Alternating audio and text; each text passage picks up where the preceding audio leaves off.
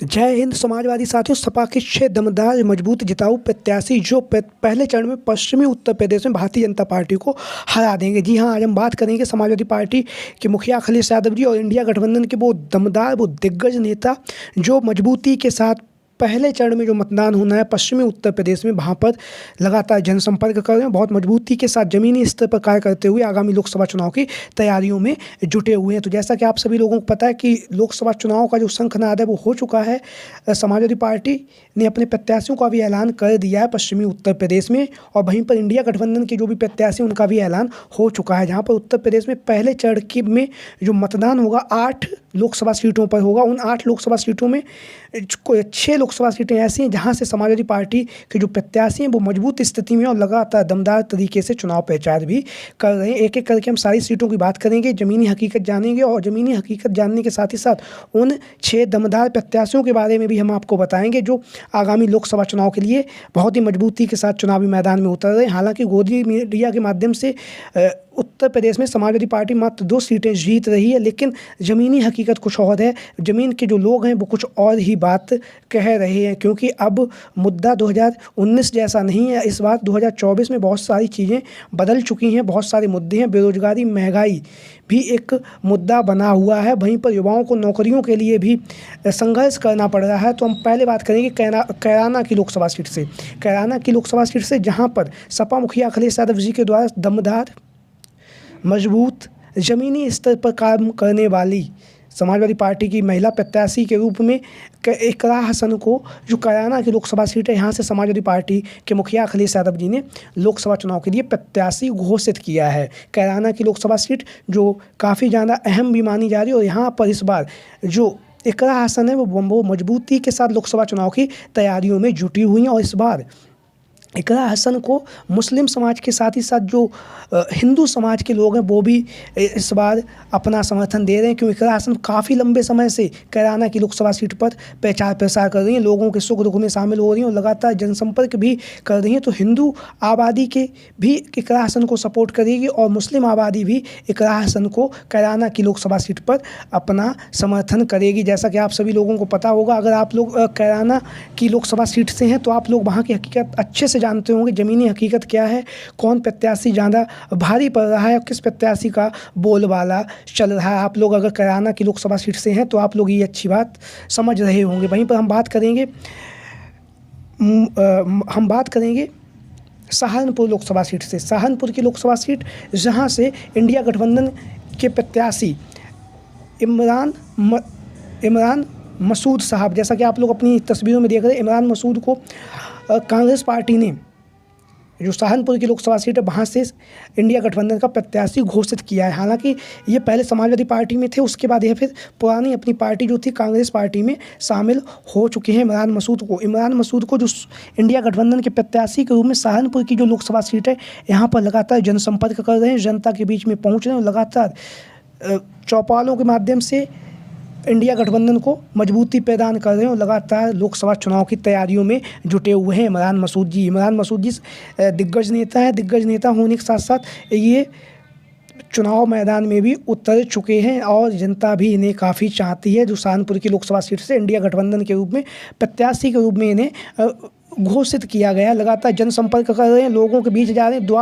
द्वार जाकर वोट मांग रहे हैं इमरान मसूद जी। और बहुत ही ज़बरदस्त तरीके से समाजवादी पार्टी के जो नेता और कार्यकर्ता हैं सहारनपुर के, वो भी इमरान मसूद को अपना पूरा समर्थन दे रहे हैं और दमदारी के साथ इमरान मसूद को लोकसभा का चुनाव लड़वा रहे हैं। तो ये एक ऐसी सीट है जहाँ से इंडिया गठबंधन मजबूत स्थिति में है और इमरान मसूद जी की जो जीत है वो भी लगभग सुनिश्चित है सहारनपुर की लोकसभा सीट से, क्योंकि हर स्थिति में हर प्रत्याशी जीतने के लिए प्रयासरत है और इमरान मसूद भी लगातार क्षेत्र की जनता के बीच में लगातार कार्य भी कर रहे हैं। वहीं पर हम बात करेंगे अब मुजफ्फरनगर लोकसभा सीट से। मुजफ्फरनगर की लोकसभा सीट जहां से जयंत चौधरी जी भी नाराज़गी हुई और उन्होंने जो इंडिया गठबंधन था, समाजवादी पार्टी से जो उनका गठबंधन था, उस गठबंधन को उन्होंने तोड़ लिया। तो उसी मुजफ्फरनगर की लोकसभा सीट से हरेंद्र मलिक को सपा मुखिया अखिलेश यादव जी ने लोकसभा चुनाव में प्रत्याशी घोषित किया है। लगातार हरेंद्र मलिक जो मुजफ्फरनगर की जो लोकसभा सीट है वहाँ पर मजबूती के साथ दावेदारी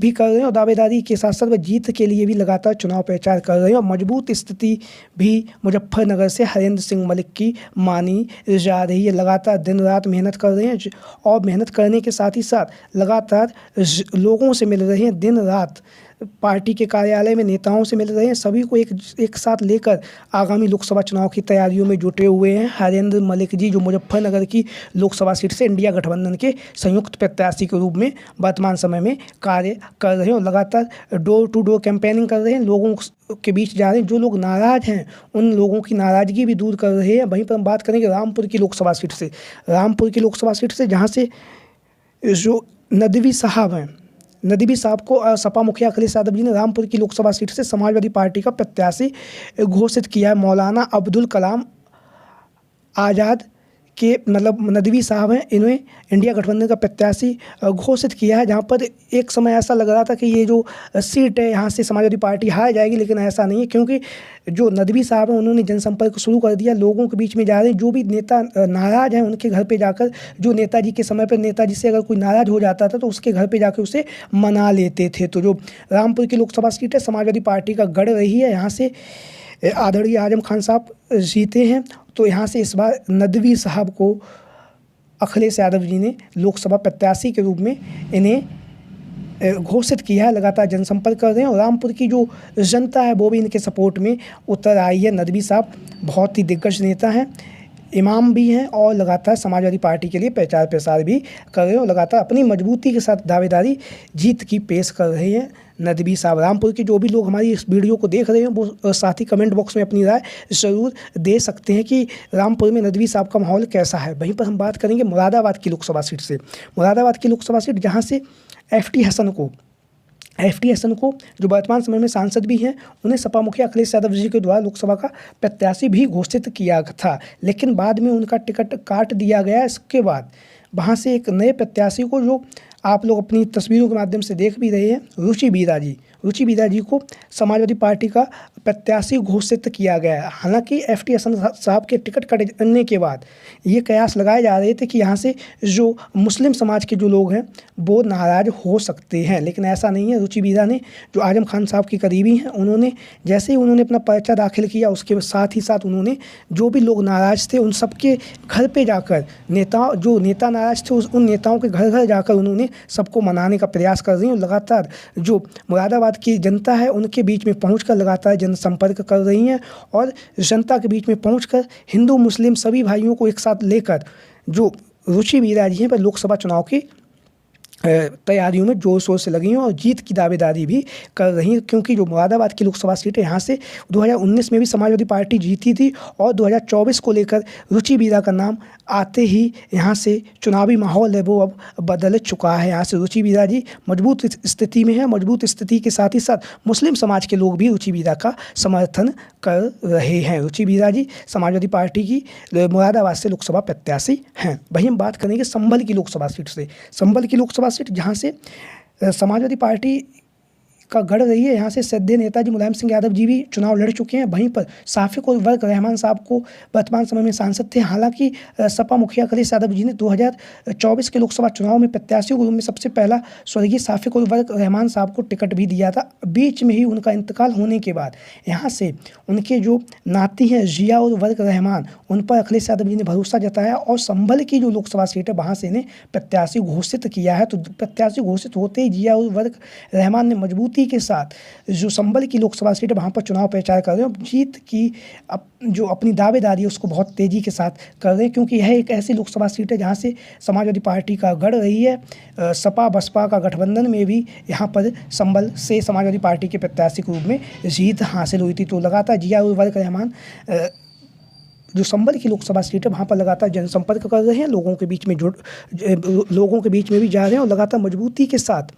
अपनी जीत के लिए प्रचार प्रसार भी कर रहे हैं। तो संभल के जो भी लोग हमारी वीडियो देख रहे हैं वो साथ ही कमेंट बॉक्स में अपनी राय बता सकते हैं कि जिया उर वर्क रहमान का संभल की लोकसभा सीट पर कैसा माहौल है। वहीं पर हम बात करेंगे अब बागपत की लोकसभा सीट से। बागपत की लोकसभा सीट से जो इंडिया गठबंधन के तहत यहाँ पर मनोज चौधरी को सपा मुखिया अखिलेश यादव जी ने प्रत्याशी घोषित किया है। लगातार प्रत्याशी घोषित होते ही यह लगातार जनसंपर्क कर रहे हैं। यहाँ पर ये भारतीय जनता पार्टी के जो प्रत्याशी हैं उन्हें टक्कर दे सकते हैं, क्योंकि लगातार जनसंपर्क कर रहे हैं। तो ये वो हमने आपको 6 प्रत्याशियों को बताया है जो प्रथम चरण के मतदान में बहुत मजबूती के साथ लगे हुए हैं। मजबूती के साथ इनकी जीत की भी संभावनाएं बहुत तेज़ी के साथ बढ़ रही हैं। आप लोगों की क्या राय है इन प्रत्याशियों को लेकर? आपको क्या लगता है इन प्रत्याशियों को लेकर? आप लोग अपने कमेंट बॉक्स में बता सकते हो। पहले चरण में जो 8 सीटों पर जो मतदान होना है 19 अप्रैल को, उसमें से समाजवादी पार्टी इंडिया गठबंधन कितनी सीटें